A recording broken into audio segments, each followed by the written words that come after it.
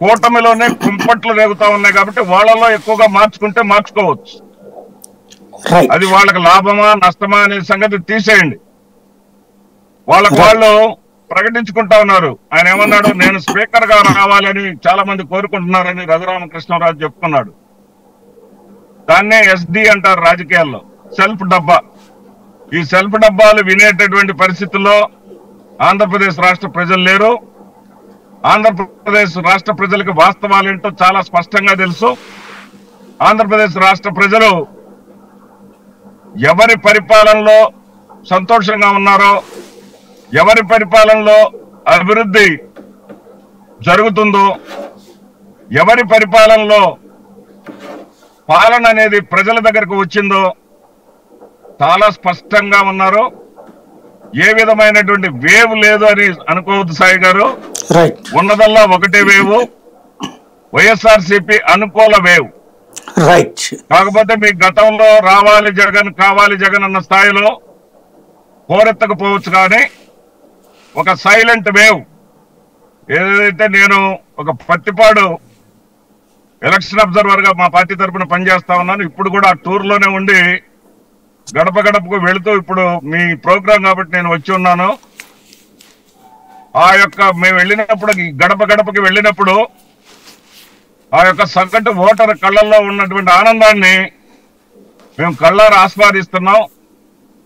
ఏదైతే గతంలో మాకు వెయ్యని వర్గాల నుంచి కూడా స్ట్రాంగ్ గా తెలుగుదేశం పార్టీ జనసేన పార్టీలకు ఓట్లు వేసినటువంటి వాళ్ళు కూడా జగన్మోహన్ రెడ్డి గారికి ఓట్లు వేసి ఆశీర్వదించబోతా ఉన్నారు. ఇక ఈ యొక్క ఎన్నికల ఆలస్యం జరగటం అనేది ఒక మాకే కాదు అందరికీ ఇబ్బందికరమైనటువంటి పరిస్థితి.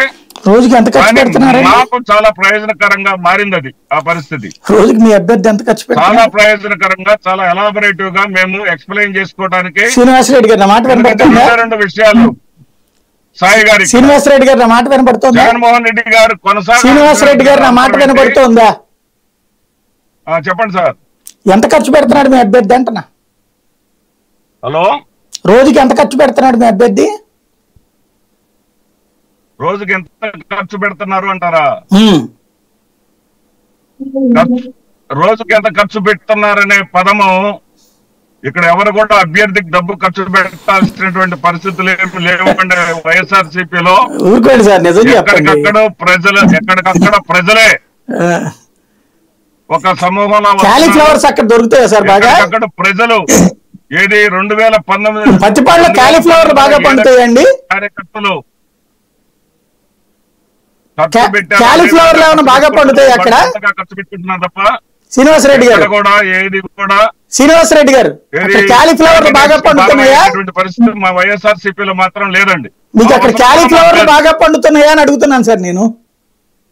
ఆ అవసరం కూడా మాకు లేదు సార్. నేను అడిగింది మీకు కాలీఫ్లవర్లు అక్కడ బాగా పండుతాయా అని అడుగుతున్నా. కూటమి అభ్యర్థులకుంటే ఉండొచ్చు. అదే సార్ నేను అడిగిన మాట వినబడుతుందా మీకు?